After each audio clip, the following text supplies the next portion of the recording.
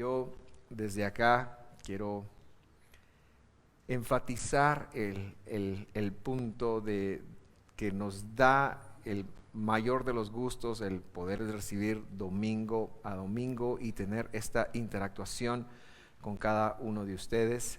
Si usted está en casa y no pudo venir hoy, reciba un fuerte abrazo. A los que están acá, reciban un fuerte abrazo. Probablemente el domingo es el día que más gente yo vea con la que pueda tener interacción, ¿verdad? Entre semana eso está un poquito reducido, claro. Si vamos al súper, pues ahí hay más gente o cosas así, ¿verdad? Pero gente a la que uno ama es importante este día. Habiendo dicho eso, yo quisiera hacer una oración para empezar la predicación de la palabra del Señor en esta oportunidad. Y quisiera empezar orando, pidiéndole a Dios que Él ponga la semilla en nuestros corazones para ser útiles para Él. ¿A cuántos les gusta ser útiles? La utilidad da sentido a la vida. La utilidad nos da propósito. Si usted en este momento está haciendo algo y no le encuentra utilidad, aunque le estén pagando, probablemente tendrá muy poco propósito. Pero si usted está siendo útil y si usted está esforzándose por que lo que usted hace tenga una trascendencia útil, eso genera propósito y muchas cosas no tendrán ni que pagarle para que las haga, si hay propósito. Pero lo mejor de todo es ser útil y que nos paguen, ¿verdad? Eso es lo mejor de todo, ¿verdad? Porque tener propósito y encima recibir una compensación. Bueno, Dios tiene un propósito, Dios tiene un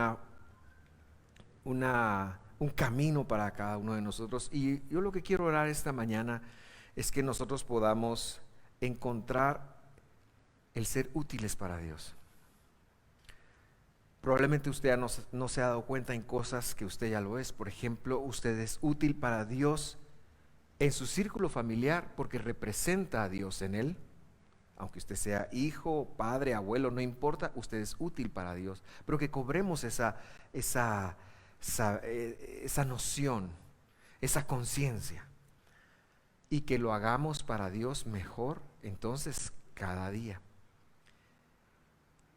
Yo quiero que usted me acompañe esta mañana a decirle: Señor, yo quiero ser útil para ti. Estoy dispuesta a que tú me guíes en eso. ¿Me acompaña usted en esta oración?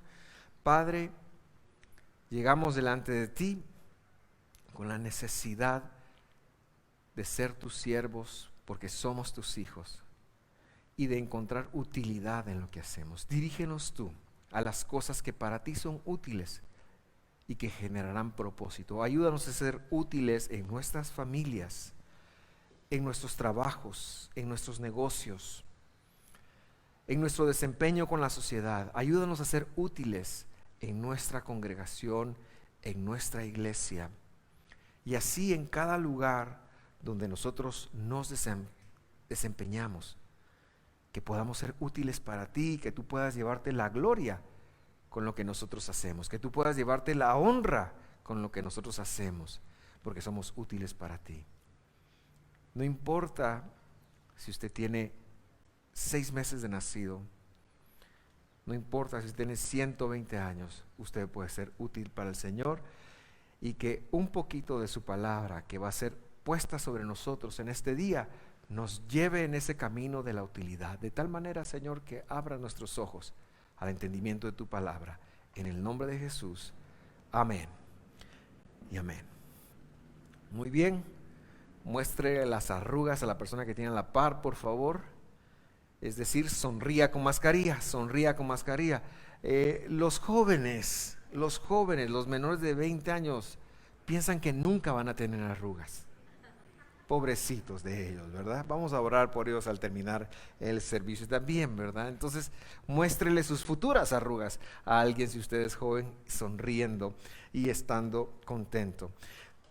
Hoy es el último tema de nuestra serie Testigos en todo tiempo. Y es que el libro de Hechos es impresionante en este aspecto. Casi que todo se ha vuelto a testificar, pero sobre bases muy sólidas. El tema de hoy es el bautismo de agua y vamos a conectar un par de lecciones de este tema. Y yo le pido que usted se quede un momento conmigo y que no le vaya a pasar lo que le pasó al compatriota que llegó al cine y cuando vio que empezaba la película con ese león antiguo, wow, el de la Metro Golden Mayer, dijo, esa ya la vi, se levantó y se fue. Porque estoy seguro que algo por medio del tema del bautismo, Dios tiene un mensaje para nosotros en este día. Y es que Felipe, que es la persona que hemos estado viendo, ahora está hablando con un alto funcionario de un gobierno extranjero, con un alto funcionario de alguien de Etiopía. Él estuvo, como lo vimos la semana pasada, dispuesto a incomodarse a sí mismo, algo que para ser útiles tenemos que incomodarnos un poquito en favor de otros, y estuvo dispuesto a conectar que toda la palabra que Jesús había puesto sobre él era para que otros conectaran acerca de Jesús. Que nosotros también estemos dispuestos a entender que lo que aprendemos, la revelación que tenemos de Dios, no solamente es para que crezcamos, sino tiene como finalidad suprema que nosotros utilicemos esto para que otras personas también conozcan al Dios que nosotros conocemos y lo conozcan como nosotros le conocemos. Vamos a tomar la lectura desde el versículo 36. Hechos 8:36 dice: yendo por el camino, eso quiere decir que ya había habido una conversación, llegaron a un lugar donde había agua. No dice si era un río, no dice si era un lago, no dice si era un riachuelo, no dice si era un tonel, pudo haber sido cualquier cosa, pero había agua.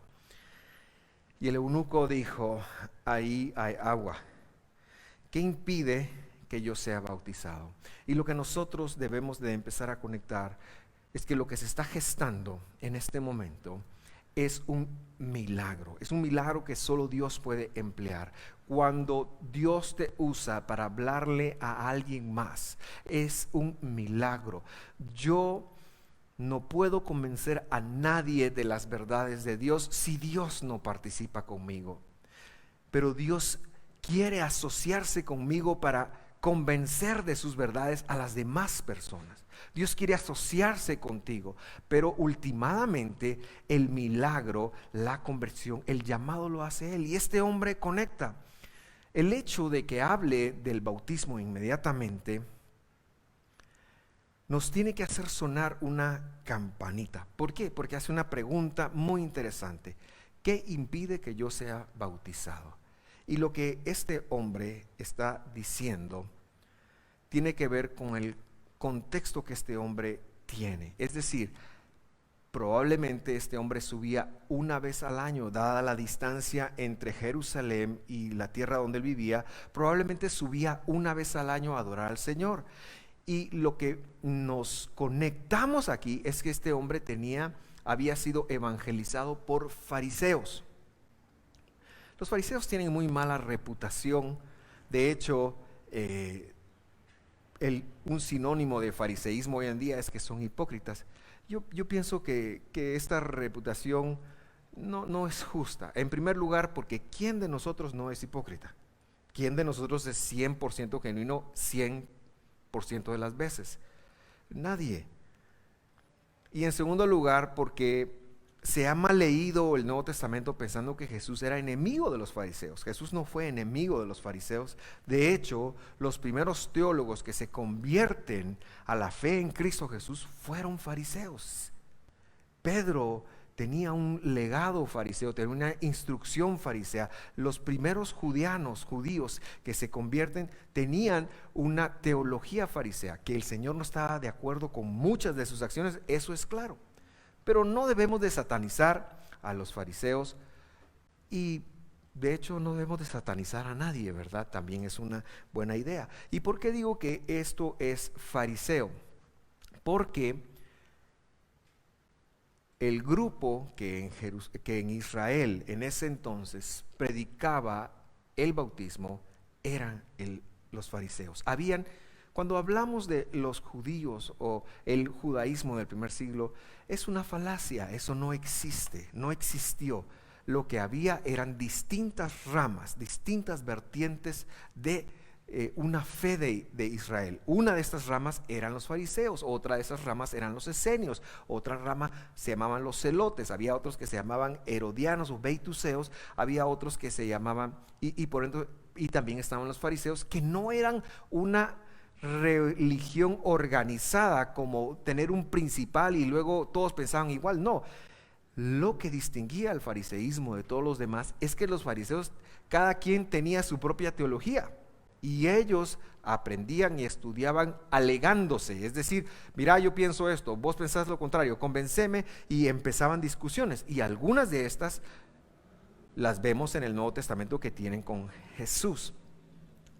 El punto es que el fariseísmo hace del bautismo, en hebreo bautismo se dice tvilá, hace del bautismo o la inmersión su ingreso al movimiento. Es decir, tú quieres ser un fariseo, porque ellos eran muy proselitistas en el primer siglo, eran de ir a buscar, por eso Jesús les dice, ustedes mueven cielo y tierra para ser un discípulo y luego lo hacen discípulo del infierno. Entonces ellos eran muy proselitistas para hacer esto, y luego le ponían una serie de requisitos para la conversión, y la última era que tenía que la penúltima en el caso de los hombres y la última en el caso de las mujeres era el bautismo, la inversión. La última en el caso de los hombres era la circuncisión. Así que si alguno se quiere hacer fariseo, yo traje un cuchillo el día de hoy, podemos empezar a ver. No es broma, no, ni pensarlo es bueno. El punto es que este hombre pregunta, mira, ¿cuáles son los requisitos de tu movimiento? Eso es lo que está preguntando. ¿Cuáles son los requisitos de tu movimiento para que yo entre a ese movimiento? Dios está tratando con este hombre, está empezando a conectar las escrituras, y de repente de las mismas escrituras Él conecta que Dios ha descendido, que Dios ha venido, que Dios es Jesús, que Jesús es el que salva, que Jesús es el que rescata, que toda la Biblia tiene sentido, cobra sentido solamente en la persona de Cristo Jesús, nuestro Redentor, que no hay otro nombre bajo el cual hay salvación. Ese hombre lo está conectando en ese viaje y dice, yo quiero ser parte de ese movimiento. Por eso pregunta, ¿qué impide que yo sea bautizado? Yo quiero ser parte de ese movimiento porque es lo que él sabía. Él sabía que se agregaba al movimiento bautizándose. Y por eso está preguntando esto. Sigamos la lectura. Ya me emocioné, ¿verdad? Hasta me está faltando el aire, como que tuviera mascarilla puesta. No la tengo puesta, pero la tengo en la bolsa. Hechos 8:37 dice, Felipe le dijo, si usted cree con todo su corazón, puede. Creo que Jesucristo es el Hijo del Dios, respondió el eunuco. Y el único requerimiento que le está pidiendo en este momento de revelación es que él pueda confesar, que él pueda exhibir con su vida, él pueda exhibir, que él pueda demostrar con su vida lo que ahora está recibiendo como prédica. Y él lo conecta y dice, yo estoy dispuesto a exhibir la fidelidad de Dios a mi vida y estoy dispuesto a exhibir mi fidelidad hacia Él. Él es el Hijo de Dios. ¿Qué está diciendo el eunuco? Porque la declaración es importante. Él lo que está diciendo es, yo entiendo, confieso que Jesucristo, Jesús, el Mesías, es el cuerpo de Dios venido disminuido en forma. Eso quiere decir Hijo de Dios, el cuerpo de Dios disminuido en forma. Si usted quiere un poquito más de información de esto y de los bautismos, En la clase número 5 de los estudios que estamos llevando del Evangelio de Marcos está bien explicado. Hoy no tengo el tiempo para entrar en ello. Estudio número 5, ahí explicamos el bautismo como era. Y el Hijo de Dios, el término Hijo de Dios, lo explicamos ayer, que representa el cuerpo de Dios venido en carne. Eso quiere decir Hijo de Dios. No establece una relación de papi y nene, sino establece una función teológica de Dios tomando forma de hombre. Eso quiere decir Hijo de Dios. Así que este hombre hace esa declaración impresionante. ¿Qué está diciendo ahí? Yo creo que Jesús es Jehová. Eso es lo que está diciendo. Y que me vino a salvar. Yo lo confieso, yo lo declaro. Es decir, voy a acomodar mi vida para que refleje eso. Es lo que está diciendo. Seguimos leyendo. Perdón, no seguimos leyendo. Todavía no. Cuando el hombre hace eso, a mí me impresiona demasiado. Porque vemos la obra del Espíritu Santo, pero entonces me lleva a conectar que hay no lo estoy haciendo bien, a ver, sigamos leyendo mejor. Acudía a él, es decir, perdón, va de equivocar, hermanos, va de planchar, disculpe. Vamos entonces, quite ese último minuto de mi vida que fue nefasto. Vamos entonces a aprender unas lecciones de Marcos. Marcos capítulo 1, y ahora sí vamos a leer, porque lo que quiero dejar en su corazón esta mañana son dos lecciones acerca del bautismo. La primera vamos a tomar la lectura desde el versículo 4, Marcos capítulo 1, versículo 4. Dice, Juan, el Bautista, el bautizador, apareció en el desierto. Como por obra de magia parece eso, ¿verdad? Pero no, es un llamado de Dios, que Dios le dice, vete al desierto, tengo una misión para ti. Predicando la inmersión, es decir, el bautismo. A veces me gusta decir un poquito más la inmersión, porque bautismo en griego era la palabra que se usaba para teñir ropas. Pero inmersión sí tiene un sentido más teológico, ¿verdad? Entonces, para la inmersión. Pero no cualquier inmersión, no cualquier bautismo, sino el de arrepentimiento para la remisión de pecados. Este hombre, en palabras de los millennials, es un crack. Es un crack en el sentido de que él recibe una relación distinta de todo el mundo que le rodea. Todo el mundo tiene una función para la inmersión que es distinta. Y la revelación que este hombre recibe es, Juan, he decidido salvar al mundo. Juan, es el momento. Vas a pararte a predicar el arrepentimiento de pecados y vas a pedirle a la gente que lo exhiba bautizándose. Es lo que Dios le está pidiendo, pero no es cualquier arrepentimiento, no es cualquier inmersión. Es para que Dios haga una remisión de pecados. Y esa es una figura que también está explicada en el estudio de Marcos, en el número 5, con respecto al jubileo.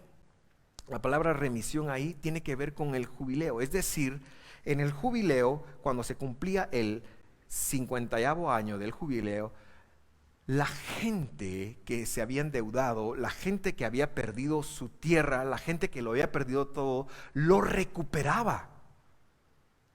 Era como un borrón y cuenta nueva. Y entonces, hasta ese momento, nadie en Israel predicaba eso, sino que lo que predicaban es, bueno, pecaste, trae un cabrito, tienes que matarlo. Era caro pecar, ¿verdad? Entonces traías que tener un cabrito, lo sacrificaban y ya. Los fariseos, pecaste, bueno, te tienes que arrepentir y tienes que dar una ofrenda.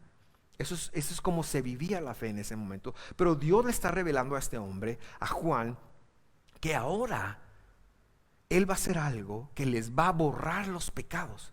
Y Juan empieza y viene como un prototipo de lo que va a pasar. Por eso la Escritura ha dicho, preparar el camino del Señor. Por eso la Escritura ha dicho, voy a enviar mi mensajero antes de que yo venga. Eso lo dijo Malaquías. Voy a enviar a mi mensajero. Porque se venía lo mejor de lo mejor. Se venía el paquete más grande. Algo que a nosotros ya nos agarró viviendo. Algo que a nosotros ya nos agarró como algo muy fácil, el hecho de recibir el perdón de pecados, recibir la remisión de nuestros pecados. Eso solo se lo pudo haber revelado Dios, porque venía el Cordero de Dios a quitar, a portar el pecado del mundo, para que los que vinieran siglos después pudieran experimentar la vida eterna y el perdón. Eso es lo que está ocurriendo en este momento con Juan. Es histórico. No es que él se le ocurrió y bautizar gente por un movimiento. No, es que Dios le ha llamado y le ha dicho, mira, estoy empezando a quitar el pecado del mundo. Estoy empezando a activar el estatus de la salvación, que hasta entonces, que hasta ese momento no estaba activado, porque no había venido Jesús. Y Juan lo sabe, y él va a preparar el camino del Señor como estaba escrito de él, y se va. Y usted recordará que hasta Jesús fue bautizado. Y luego dice, acudía a él toda la región de Judea y toda la gente de Jerusalén, y confesando sus pecados, eran bautizados por él en el río Jordán. Entonces confesaban sus pecados y lo bautizaban, y Dios lo perdonaba. Era la antesala, era la introducción de quién iba a venir, el más grande de todos. Señores, el más grande de todos ni es Pelé, ni es Maradona, ni es Messi, ni es Cristiano Ronaldo. El más grande de todos es Jesucristo, nuestro Salvador. Es Jesucristo, nuestro Redentor. Él es el más grande de todos. Por si tenía alguna duda. Para mis amigos que juegan básquet como yo, ni Michael Jordan ni LeBron James. Jesucristo. Versículo 6, Juan estaba vestido de pelo de camello. Era algo excéntrico el compadre, ¿verdad? Tenía un cinto de cuero a la cintura y comía langostas. Se refiere a saltamontes y miel silvestre, ¿verdad? Una buena dieta, si usted quiere ahí saber algo que está permitido comer, ahí hay una buena dieta. Esa miel silvestre era miel de dátiles, no la de abejas. ¿Qué tiene con la prédica? Nada, pero pues que usted lo sepa, ¿va? Está bueno. Versículo 7, y predicaba diciendo, ojo, porque esta es la clave. Y predicaba diciendo, detrás de mí viene uno que es más poderoso que yo, a quien yo no soy digno de inclinarme y desatar la correa de sus sandalias. Y luego le dice, yo los bauticé a ustedes con agua, pero Él los bautizará en el Espíritu Santo. La inmersión de Juan era para perdón de pecados, reflejaba el perdón de los pecados. Pero la inmersión que Jesús trae, y eso es lo que significa la correcta lectura de que Él nos va a bautizar en el Espíritu Santo, es que Jesús era el único que podría circuncidar el corazón. Eso quiere decir ser bautizado en el Espíritu Santo. Eso quiere decir ser sumergido en el Espíritu Santo. Él sería el único capaz de impedir que pecáramos. Querido hermano, la gracia de Dios no tiene su punto más álgido en perdonarte, ni es su objetivo perdonarte. La gracia de Dios, que es el amor con que Él nos dio, la gracia de Dios tiene como objetivo no solo perdonarte, sino que dejes de pecar, que tú puedas cambiar a una vida de santidad. Esa es la verdadera razón de la gracia de Dios. Por eso nos da el poder de la santidad. Lo que está diciendo es que Él puede, porque Juan es el que está hablando, Él puede entender y reconocer el toque de Dios para el arrepentimiento y bautizarlos. Pero viene alguien detrás de mí que Él los va a cambiar completamente, que Él los va a transformar completamente, que Él va a tomar el corazón humano que ha sido vendido al pecado, el corazón humano que es corrompible y corrupto, y lo va a empezar a transformar. Eso es la inmersión, el bautismo en el Espíritu Santo, la circuncisión del corazón humano, que su deseo primario es hacia el pecado. Jesús va a venir y va a hacer una operación a corazón abierto y va a purificar el corazón y lo va a transformar para que nosotros podamos andar en sus preceptos, podamos andar en sus caminos distintos. ¿Para qué? Porque la intención inicial siempre fue de Dios. Cuando Adán y Eva estaban en el huerto de las delicias, eso quiere decir Edén, la vida eterna. El hombre peca y saca la vida eterna del menú de opciones que tiene. Bueno, la circuncisión del corazón, el bautismo con Espíritu Santo, es para que el hombre pueda nuevamente tener la oportunidad de tener la vida eterna. Y aquellos que recibimos a Jesús, aquellos que hemos confesado a Jesús como nuestro Salvador, tenemos la vida eterna. Tenemos la vida eterna, porque un día el Señor va a regresar y nosotros, sin importar dónde estemos, nos vamos a levantar. La muerte para nosotros no representa el fin de las cosas, sino que representa un sueño, un descanso, porque Jesús va a regresar, porque el poder del Espíritu Santo está en nosotros, porque la circuncisión del corazón está en nosotros. Querido hermano, mi primera lección para ti es que conectes que eso es lo que pasa cuando eres salvo. No te uniste a una religión, no te hiciste evangélico, no te hiciste cristiano. Eso, pues el tema de organizarnos es necesario también, pero tú no cambiaste de religión. La idea no es tener una religión, la idea es que te sometiste a un proceso de transformación en donde, en lugar de servir al pecado, ahora vas a servir a la justicia, vas a servir a Dios. Eso es lo que representa el bautismo. Y por eso cuando Jesús visita a Juan y le dice: Juan, bautízame, no, le dice, ¿cómo te voy a bautizar yo a ti si tú no tienes pecado? No, y él le dice: tenemos que cumplir la justicia, es lo que tiene que ser. Cuando nosotros confesamos que Jesús es Dios, que Jesús es Jehová venido en carne, que Él vino, murió, resucitó y que está sentado en la diestra de la majestad. Por cierto que la diestra de la majestad es un modismo arameo que quiere decir el cielo, ¿verdad? Es un tema en donde los de la izquierda son los que van para el infierno y los de la diestra son los que van para el cielo. O sea, es un tema vertical más que horizontal.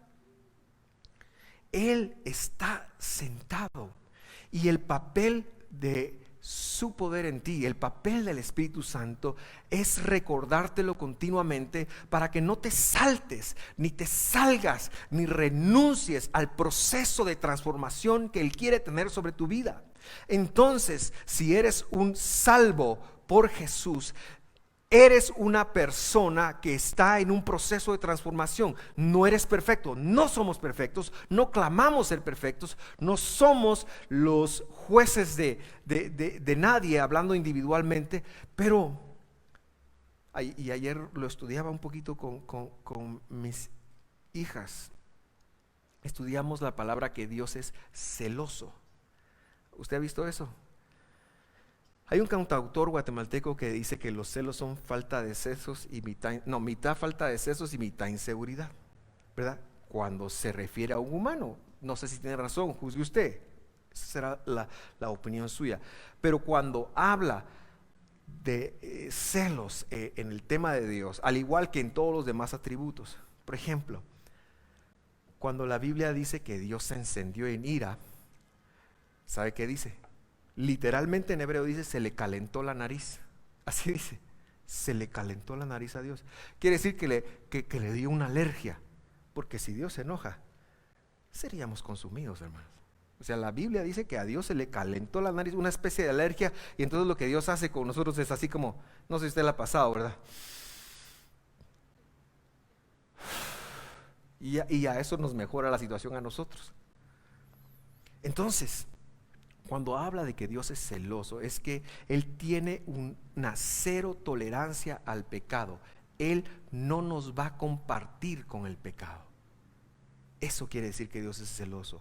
Por lo tanto, nosotros deberíamos de plegarnos a su obra en nosotros y no ser los mismos que éramos ayer, mucho menos los mismos que éramos hace 15 años y mucho menos los mismos que éramos cuando conocimos al Señor. El creyente debe entender y conectar que está en un proceso de circuncisión de su corazón, en donde Dios va limpiando continuamente. Eso se llama santidad. Esa es la vida cristiana y eso es lo que el bautismo de Jesús vino a hacer. Por eso el creyente debiera tener como punto principal el deseo de agradar al Señor con sus acciones. Lo diré de nuevo, el creyente en Cristo Jesús, debiera tener como su non plus ultra meta deseo el agradar a Dios con todas sus acciones, sabiendo que muchas veces no lo va a hacer, pero que para eso tenemos un abogado, tenemos un defensor, alguien que nos perdona, y nunca bajarnos de ese carro, nunca bajarnos de esa mentalidad. No nos demos vacaciones en nuestra vida cristiana, no nos demos vacaciones. Ahorita estoy peleando con Dios. Qué tontera pelear con Dios. Adivine quién va a ganar. Bueno, quizás eso no es lo más importante. Adivine quién va a perder inconmensurablemente. No es un buen negocio, porque vivimos en un mundo que no es el cielo. Vivimos en el mundo del mal, y a pesar de estar en el mundo del mal, Dios nos tiene y nos ha dado su promesa y nos sostiene y vamos para adelante. Así que esa es la primera lección. La segunda lección, esta es más corta, es que cuando nos bautizamos por agua no somos salvos. Eso no nos hace salvos, ¿verdad? Bautizarnos por agua no nos hace salvos. Nos salva la gracia redentora de Jesucristo. Pero, gran pero, hay que bautizarse, porque Él lo mandó. Cuando nosotros nos bautizamos, más que un rito, más que cualquier otra cosa, es una declaración de intenciones, en donde nosotros decimos: voy a seguir a Cristo. Entonces el bautismo debiéramos verlo desde estas dos plataformas. Primero, necesito bautizarme. Si usted no se ha bautizado, si usted no es bautizado, déjanos un comentario ahí, porque entendemos el bautismo de esa manera y estamos deseosos de que usted se ponga como decía mi papá, el tacuche de creyente en Cristo Jesús, que se lo declare a su corazón, que se lo declare a sus familiares, que se lo declare al Satanás, que se lo declare a las potestades de muerte. Yo he decidido seguir a Cristo y no tengo miedo de seguirlo. Al contrario, aunque me equivoque, aunque me falten las fuerzas, aunque peque, lo que sea, Dios estará para rescatarme y yo lo quiero evidenciar con mi vida. Eso, el bautismo. Y la otra cosa es que el bautismo nos recuerda entonces que debemos dejarnos transformar. Hermano, más y más, cada vez, la corriente que nos empuja es que tus valores, que los valores de otros, pero que son los que otros pusieron, porque la tolerancia y todas esas cosas, es como debieras vivir. Y nosotros desde esta plataforma decimos: no, absolutamente no. No podemos renunciar a los valores de Cristo Jesús. No podemos renunciar a ninguno de los valores de la palabra del Señor. Mantente en eso. Ese es el mensaje del bautismo. Mantente en eso, porque fuiste comprado con la preciosa sangre del Mesías. Bendito sea su majestad, el Mesías Jesús, nuestro Redentor. Así que no comprometas ni tu fe ni tu vida. No la comprometas. No adoptes los estándares de este mundo cuando algo de lo que estás adoptando va en contra de lo que está escrito, de lo que Dios piensa. La voluntad de Dios, mis queridos hermanos, es que tú hagas sus mandamientos. Esa es la voluntad de Dios. La voluntad de Dios no es algo que le vas a pedir y que te va a decir no, eso es restringirse a tus propios valores, a tus propios pensamientos, que puede que sí, puede que no, a saber, pero hay algo que para Dios no es negociable definitivamente, y eso es su palabra. Su palabra. Dios es su palabra, y eso no es para Él nada negociable. Así que la próxima vez que tengas la intención de seguir tu naturaleza humana y va en contra de Dios, que sepas, que conectes, que vas en contra de Dios mismo, que vas en contra de Él, y que dentro de ti Él ha puesto el poder para hacer un alto y decir: no, yo debo de vivir mi vida como Cristo Jesús. Yo debo de volver a la Escritura. Yo debo de volver a la palabra más y más. Eso va a ser una cuestión arcaica. Estoy con mucha pena por el mundo que les estamos dejando a nuestros hijos, en donde la tolerancia es más importante que lo que dice la palabra de Dios, en lo que la opinión de los demás es más importante que lo que dice la palabra de Dios, en donde lo que diga el Instagram, el que sea, es más importante que lo que dice la palabra, en donde el sentirme amado, en donde el sentirme querido, en donde la experiencia personal sea más importante que la palabra de Dios.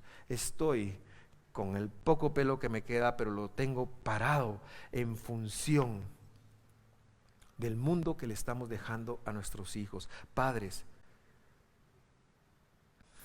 soquemos a nuestros hijos con la palabra de Dios,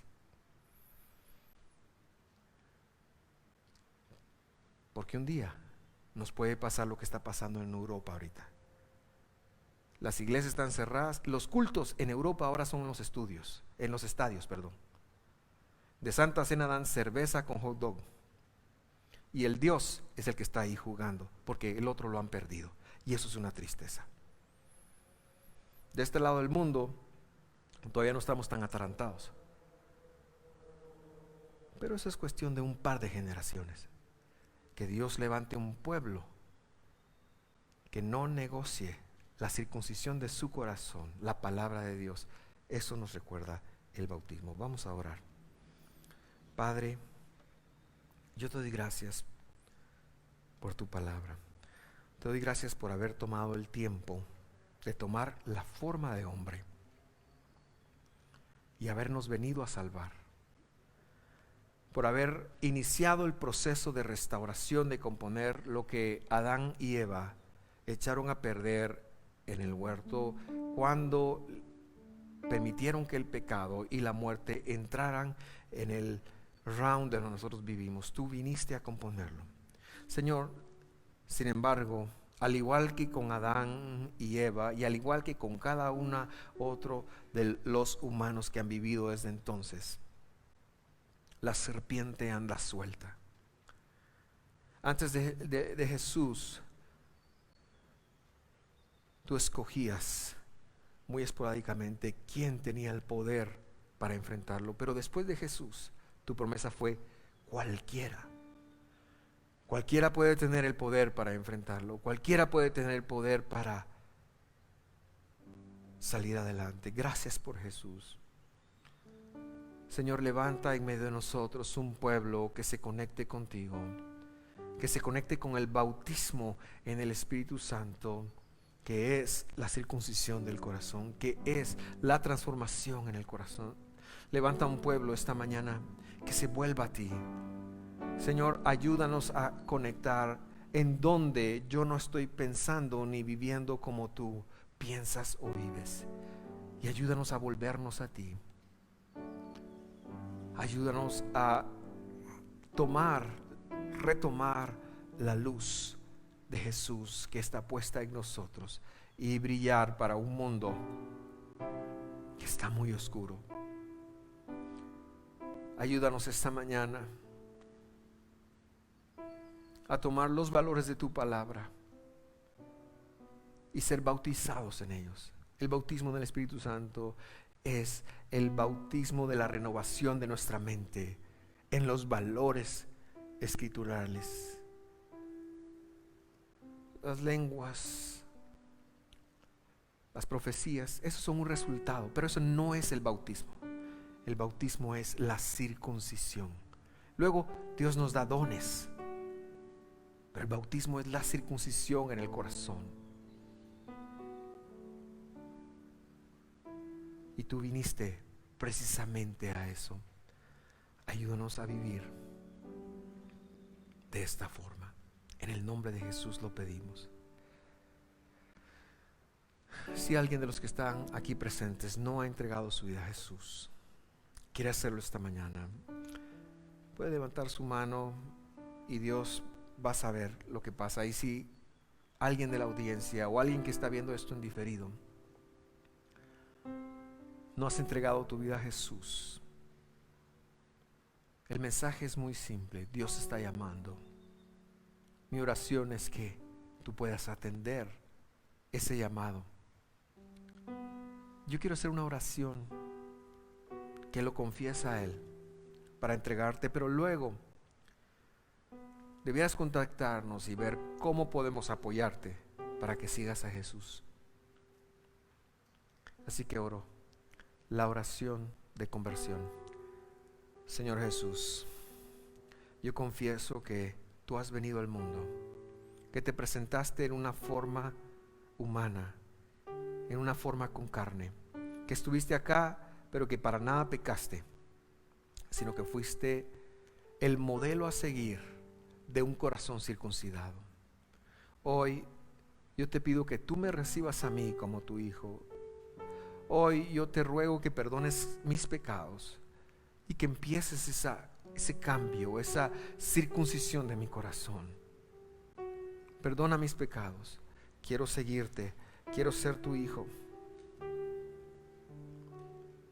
En el nombre de Jesús.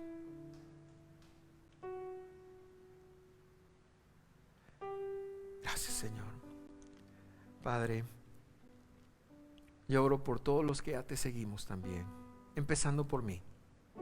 Ayúdanos a no apartar nuestros ojos en el autor y consumador de la obra. Ayúdanos a ver siempre a Jesús y a su modelo de vida y a su cumplimiento de la palabra como lo más importante a imitar.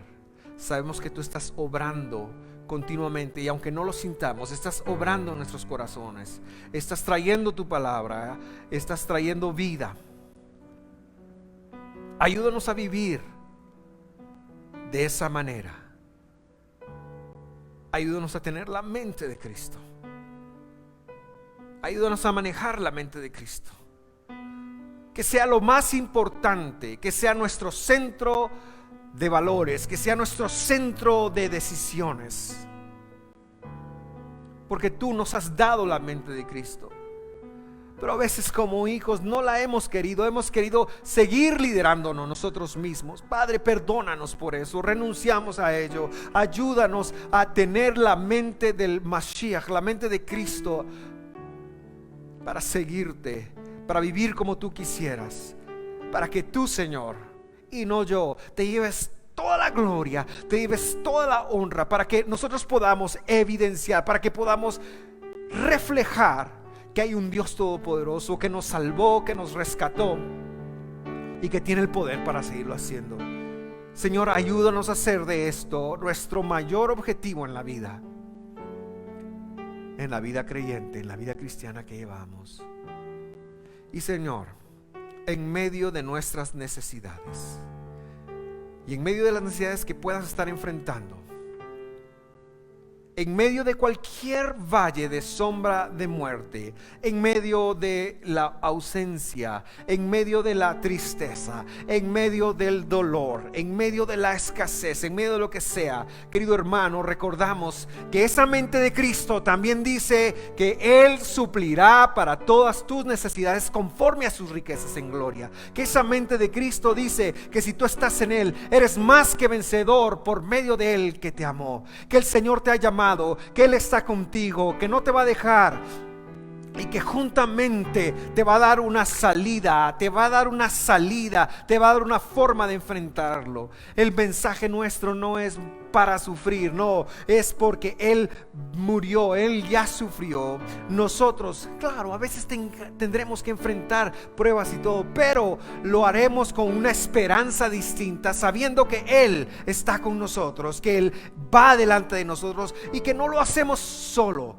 Mi Dios, pues, se los digo proféticamente, no porque Dios me lo esté diciendo, sino porque está escrito en la palabra: mi Dios pues suplirá cada una de vuestras necesidades. No sé cuál sea tu necesidad, pero Él dijo que lo iba a hacer.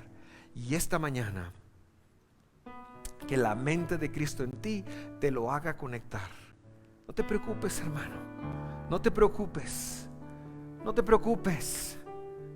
No estés triste, no temas, no lo temas. Dios ya hizo lo más importante, ya vino. ¿Cómo te va a negar todo lo demás? Si Dios no te negó ni a su propio Hijo, sino que lo entregó por todos nosotros, ¿cómo te va a negar el pan? ¿Cómo te va a negar la salud? ¿Cómo te la va a negar? No te la va a negar. Él proveerá. Gracias, Padre, en el nombre de Jesús. Que tengan ustedes una buena semana.